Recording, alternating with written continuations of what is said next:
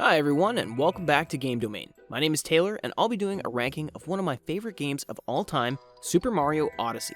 More specifically, I'll be ranking all the moons in the first kingdom of the game, Cap Kingdom. If you guys want to see us rank all of the moons in the game in one big video, make sure to watch this one to the end and give it a like. With that out of the way, here is what we believe to be the worst moon in Cap Kingdom. Moon 17, found with Cap Kingdom art. It's hard not to be annoyed when you have to find a Kingdom Art moon when completing Mario Odyssey. While I understand and appreciate that the developers wanted to mix things up by introducing some moons unrelated to platforming, the Kingdom Art moons don't serve as a fresh change of pace.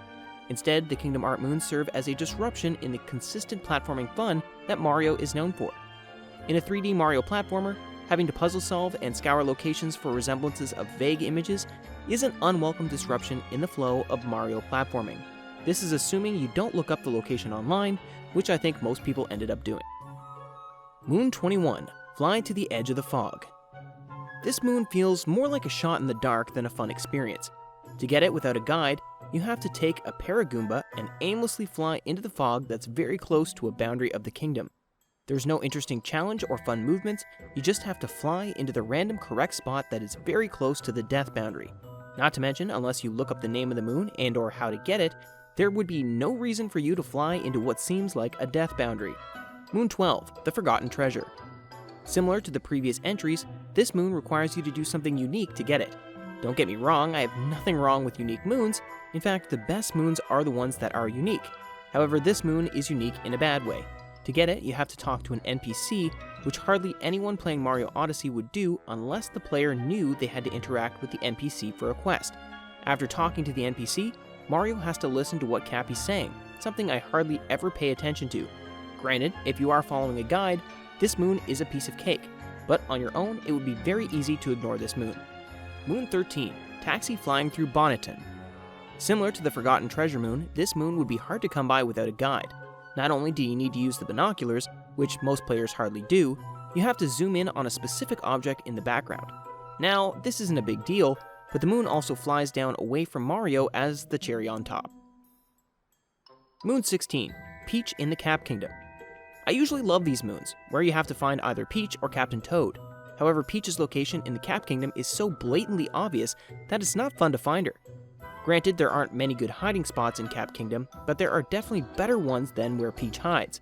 Not only is Peach standing on a wide platform right in the open, it's also a platform you need to cross to go over the bridge and the frog section of the level. This moon is an incredibly obvious game of hide and seek. Moon 5, Shopping in Bonnet. I really appreciated that one of the required moons is in a shop. Buying moons gives coins more of a purpose and is a neat addition to the game. It's not that big of a deal, but most of these shops are located in really interesting and memorable locations, like in the shops in the Sand and Metro Kingdom. However, in Bonnet, the sellers are just standing out in the open, as if they were added into a random semi-open area in Bonnet at the end.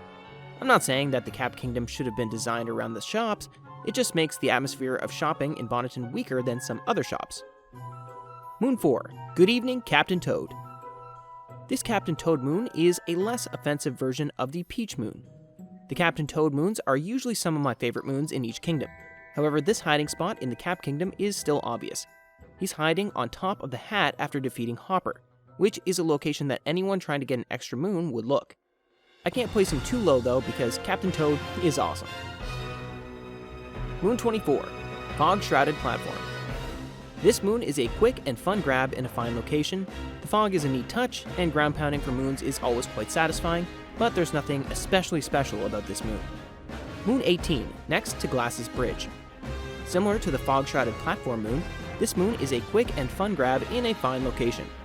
This moon is a little more obvious since it's just out in the open. However, it makes sense because it's supposed to be the first moon that the player gets after hitting the moon rock. Since it's an introductory moon to the concept of the new moons, it serves its purpose perfectly well. Moon 14, Monitor Blockade. I usually have a problem with moons that require talking to a random NPC, however this moon is fine because the moon is obviously hidden behind an NPC. This prompts Mario to interact with the hat guy and learn his fear, which is Paragoombas. This prompts the player to use the capture ability in an interesting way, which is to scare away an NPC and obtain a moon. This quest is unique and straightforward enough to be interesting and fun. Moon 2, Frog Jumping from the Top Deck. Although the location is sort of odd since it's away from the frogs, this moon is a nice use for the frog's jumping ability that Mario can use. Moon 1.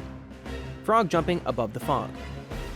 Frog jumping above the fog is like frog jumping from the top deck in a more interesting location. Mario is required to capture a frog, jump on top of the question block, and then jump above the question block to get a moon. Hiding a moon above the high-up question blocks is an interesting way to help the player learn and master the frog's jumping abilities. Moon 23, Hidden in a Sunken Hat. Hidden in a Sunken Hat is a neat little moon that makes a fine use of the Paragoomba and serves as a mini version of a future Easter egg. To elaborate, after completing the game, a massive version of the Sunken Hat appears on top of the Mushroom Castle. Throwing your hat onto the nubbin in the middle, just as you would for this moon, reveals a short cutscene as a reward for beating the game, which makes Hidden in a Sunken Hat that much more precious. Moon 28, Cap Kingdom Timer Challenge 2. Although this timer challenge is fairly basic, it offers a nice challenge for the first kingdom of the game. Platforming without Cappy for a short period of time is a nice change of pace that is certainly welcome. Moon 22, Spin the Hat, Get a Prize. This moon feels like a fun Easter egg that is satisfying to get. When I play through the game, I often go to get that moon more than once, just because it feels so good to get a satisfying moon so quickly. Moon 3, Cap Kingdom Timer Challenge 1. Running to complete the challenge before the time runs out is straight up fun. Not much to say about it other than that. Moon 19, Danger Sign. This is another neat hidden moon that's not frustratingly difficult to find because it shines right next to the Odyssey. It just feels like a neat little Easter egg moon that makes good use of the Paragoomba. Moon 15, the Cap Kingdom Regular Cap. These racing moons are always some of the most fun moons each kingdom has to offer. Using your platforming skills to beat NPCs in a race is always so incredibly enjoyable that it makes me wish there was an online mode where you could race other players. The only reason this moon isn't ranked higher is because the race is definitely too easy to win. Moon 27, Taking Notes in the Fog. Taking notes in the fog makes for an enjoyable test of the player's Paragoomba control capabilities to collect notes and eventually obtain a moon. While the moon is pretty easy to obtain, it's still an enjoyable experience. Moon 26, Caught Hopping Near the Ship. Not only is catching bunnies a great way to test the player's movement abilities, it's also an excellent nod to Mario 64. Moon 31, Precision Rolling. Precision rolling specifically tests the player's ability to effectively use the roll move to travel to a certain location in a fun way, which hardly any other moon does. Moon 30, Roll On and On. Although Roll On and On is an extremely forgettable moon, it's a blast to play through. Mario's roll is hardly ever required, which makes this moon a fresh change of pace and a nice challenge. Moon 25, Bird Traveling in the Fog. First time I tried to get this moon, I waited at the end of the Cap Kingdom for the bird to fly by, and then I would long jump off the edge to try to catch the bird at the perfect time. After lots of time and coins lost, I got the moon, without even considering the fact that there might be an easier way to get this moon. Playing through the game again for this video, I realized Mario can just capture a Paragoomba and fly over the bird without any danger. The fact that there's an alternative method to obtain the same moon offers unique experiences for different players. This, on top of the moon straight up being fun to get, makes the bird traveling in the fog a welcome addition to the Cap Kingdom. Moon 6, Skimming the Poison Tide. Skimming the Poison Tide is one of the only two moons that actually challenges the player's ability to maneuver with the Paragoomba. Collecting these 5 moon shards feels like an actual test of my skills and capabilities of the Cap Kingdom's primary capture, which is a really good thing. Not to mention, to get this subsection, you need to use the Paragoomba to fly to the back of the Hat Tower, which is really neat. Moon 10, Searching the Frog Pond. Searching the Frog Pond makes an awesome use of the frog's abilities, but the main reason the moon is this high is because it's possible to obtain all 5 moon shards without even capturing the frog. Using your control of Mario to reach high ledges that were designed to be reached by frogs is an extremely satisfying experience that makes the moon all the more enjoyable. Moon 11, Secrets of the Frog Pond. Secrets of the Frog Pond is a hidden moon accompanying Searching the Frog Pond that requires you to frog jump up to an incredibly high ledge and grab a moon. However, if you are good enough, you can access the moon without ever capturing the frog. Using Mario's jump skill to reach the moon without ever capturing a frog is extremely satisfying. Offering an alternative to collect this moon is appreciated. Moon 7, Slipping Through the Poison Tide. Not only does Slipping Through the Poison Tide offer a great challenge to the player's abilities to control the Paragoomba and find secrets amongst the dangerous terrain such as poison, it also offers alternate routes to getting the same moon, which I really appreciate. In fact, until doing research for this video, I was under the impression that you had to ditch the Paragoomba at the end to climb up to the platforms, over the poison, and to get the moon. However, after doing some research for this video, I realized that you can climb the platforms with the Paragoomba and therefore don't have to worry much about the poison. The existence of alternate methods to getting to the same moon allows different players to have unique experiences, which goes a long way in increasing a player's enjoyment of your game. Moon 29, Cap Kingdom Master Cup. Everything that could be said for the Cap Kingdom Regular Cup can be said for the Cap Kingdom Master Cup and more. Traversing the terrain as fast as possible serves as a great test of your platforming abilities and understanding of the kingdom. The Cap Kingdom Master Cup, however, is much better than the Cap Kingdom Regular Cup because the Gold Koopa is genuinely fast. Racing to beat him is a welcome and rewarding challenge. Moon 20, Under the Big One's Brim. I know, this moon should probably not be this high on the list. The devs barely had to do anything to get this moon to function, they just placed it in the sky. But there's something about finding a hidden moon that you have to jump off of a massive hat to get that I love so much. It's not about how hard this moon was to code or how challenging it is to obtain. This is simply just a really neat moon in a really neat location that feels good to collect.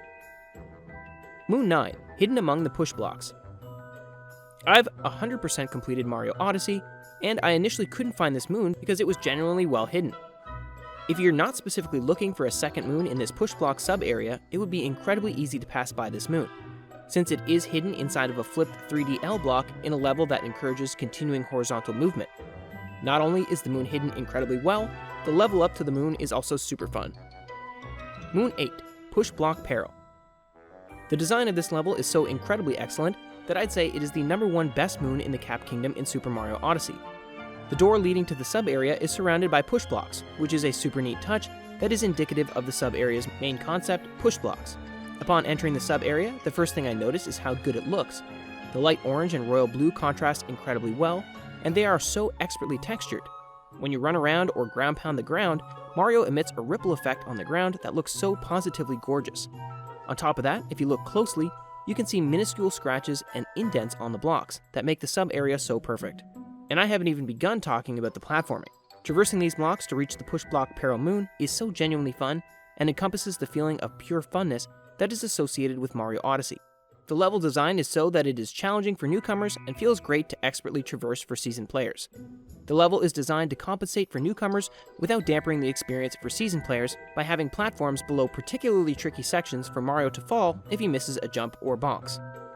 This prevents newer players from getting frustrated and quitting without experienced players even noticing that there's a handicap to help if needed. All in all, the neat details such as the push blocks outside the door, the gorgeous art style of the room, and the incredible platforming that embodies that fun feeling of Mario Odyssey make Push Block Peril the best moon in the Cap Kingdom. What did you think of our ranking? Are there any moons that should have been lower, or did your favorite moon get put too low? Let us know what you think in the comment section down below. This video was a blast to make, and we hope to make more of these in the future. If this video does well, we'll be making separate videos ranking the moons in all the other kingdoms, and then eventually one big video ranking all 880 moons in Super Mario Odyssey. So if you want to see that big old video, subscribe, leave a like, and comment to let us know that you want to see all 880 moons ranked. And while you're here, we wanted to tell you about a project the scriptwriter of this video designed. It's called The Astronomy Game, a beautiful and informative space game on Steam now for only 99 cents. We'd really appreciate if you checked it out and considered purchasing. You can search Astronomy Game on Google and check out the first result. Until next time, this has been Taylor with Game Domain.